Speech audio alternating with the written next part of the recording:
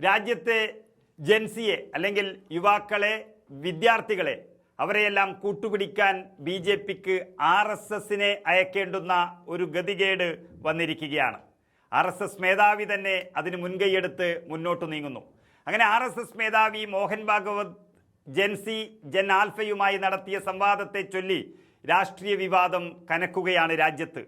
ഇന്ത്യയുടെ യുവതയ്ക്ക് RSS മേധാവിയുടെ അംഗീകാരമോ സർട്ടിഫിക്കറ്റോ ആവശ്യമില്ലെന്ന് കോൺഗ്രസ് MP പ്രിയങ്ക ഗാന്ധി തുറന്നടിച്ചതിന് പിന്നാലെ RSSന് ഇത്തരം കാര്യങ്ങളിൽ ചില മടി വന്നിട്ടുണ്ട് എന്നാണ് പുറത്തുവരുന്ന വിവരങ്ങൾ. ജൻസിക്ക് RSS മേധാവി മോഹൻ ഭാഗവത്തിന്റെ സർട്ടിഫിക്കറ്റ് ആവശ്യമില്ല എന്ന് പറയുന്നതോടുകൂടി കോൺഗ്രസിന്റെ അടുത്തേക്ക് അല്ലെങ്കിൽ പ്രതിപക്ഷ ഭാഗത്തേക്ക് ജൻസിയെ അടുപ്പിക്കാനുള്ള ഒരു നീക്കമാണ് മുഴുവൻ പ്രതിപക്ഷ നേതാക്കളും ഇപ്പോൾ ചെയ്യുന്നത്. മുംബൈയിലെ Nita Mukesh Ambani culture centre gen Z gen alpha അംഗങ്ങളുമായി മോഹൻ ഭാഗവത് നടത്തിയ സംവാദത്തിന് പിന്നാലെയാണ് ഈ പ്രതികരണം പ്രിയങ്ക നടത്തിയിരിക്കുന്നത്. യുവതലമുറയുമായി RSS ബന്ധം സ്ഥാപിക്കാൻ നടത്തുന്ന ശ്രമത്തെ പ്രതിപക്ഷം ഒന്നടങ്കം ചോദ്യം ചെയ്തു വരികയാണ്. ഇതിനിടെ ജൂലൈ 20 ചോദ്യപേപ്പർ ചോർച്ചാ വിഷയത്തിൽ പ്രതിഷേധിച്ച വിദ്യാർത്ഥികൾക്കെതിരായ പോലീസ് നടപടിയെയും പ്രിയങ്ക ഗാന്ധി ചോദ്യം ചെയ്യുന്നു.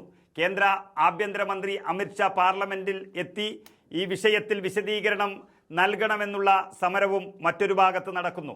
അങ്ങനെ കേന്ദ്ര സർക്കാരും BJPയും ഇപ്പോൾ RSSും വലിയ പ്രതിസന്ധിയിൽ നിൽക്കുകയാണ്.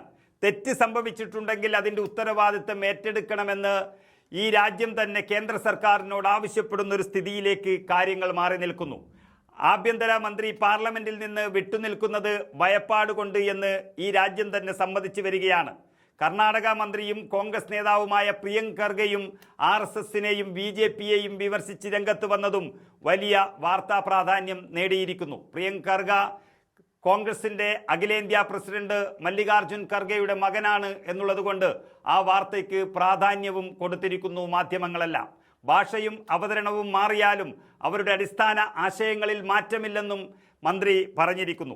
RSSും BJPയും അവരുടെ വാക്കുകൾ മാറ്റാൻ ഇപ്പോൾ ശ്രമിച്ചുകൊണ്ടിരിക്കുകയാണ്. എന്നാൽ അതുകൊണ്ട് അവരുടെ ആശയങ്ങൾ മാറില്ലെന്നും ജനങ്ങളെ വിഭജിക്കുകയും യുവാക്കളെ തെറ്റിദ്ധരിപ്പിക്കുകയും വിദ്വേഷത്തെ പുതിയ രൂപത്തിൽ അവതരിപ്പിക്കുകയും ചെയ്യുന്നതാണ് ഇപ്പോഴത്തെ BJPയുടെ രീതി എന്നുള്ള ചർച്ചകളാണ് രാജ്യത്ത് നടക്കുന്നത്. അതുപോലെ തന്നെ ജമ്മു കാശ്മീർ മുഖ്യമന്ത്രി ഒമർ അബ്ദുള്ള മോഹൻ ഭാഗവത്തിന്റെ പരാമർശങ്ങളെ പിന്തുണച്ചുകൊണ്ടും രംഗത്ത് വന്നിട്ടുണ്ട്. ജൻസി യുവാക്കളുടെ പ്രതിഷേധം രാജ്യത്തിനെതിരെയല്ല സർക്കാരിനെതിരെയാണെന്നും സർക്കാരിനെ വിമർശിക്കുന്നതും രാജ്യത്തെ എതിർക്കുന്നതും വ്യത്യസ്ത കാര്യങ്ങളാണെന്നും ഈ വ്യത്യാസം മോഹൻ ഭാഗവത് അംഗീകരിച്ചത് നല്ല കാര്യമാണെന്നും ജമ്മു മുഖ്യമന്ത്രി പറഞ്ഞിരിക്കുകയാണ്.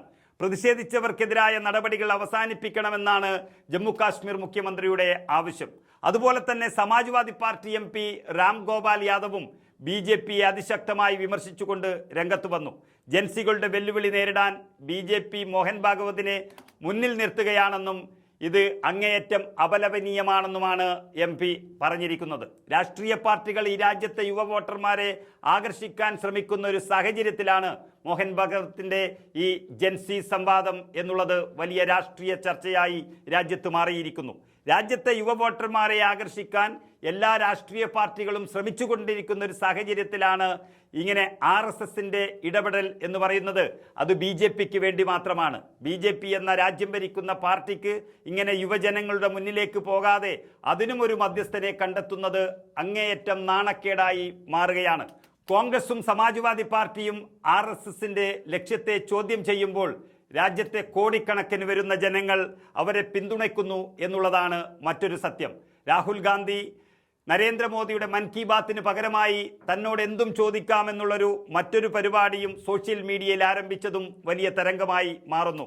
അങ്ങനെ കേന്ദ്ര സർക്കാരിൽ പ്രധാനമന്ത്രിയും അതുപോലെ ആഭ്യന്തരമന്ത്രിയും ജനങ്ങളെ കാണാൻ കൂട്ടാക്കാതെ ഒളിച്ചു നിൽക്കുമ്പോൾ പ്രതിപക്ഷം ആഞ്ഞടിക്കുന്നത് കേന്ദ്ര സർക്കാരിന് വലിയ തിരിച്ചടിയായി മാറിക്കൊണ്ടിരിക്കുകയാണ്.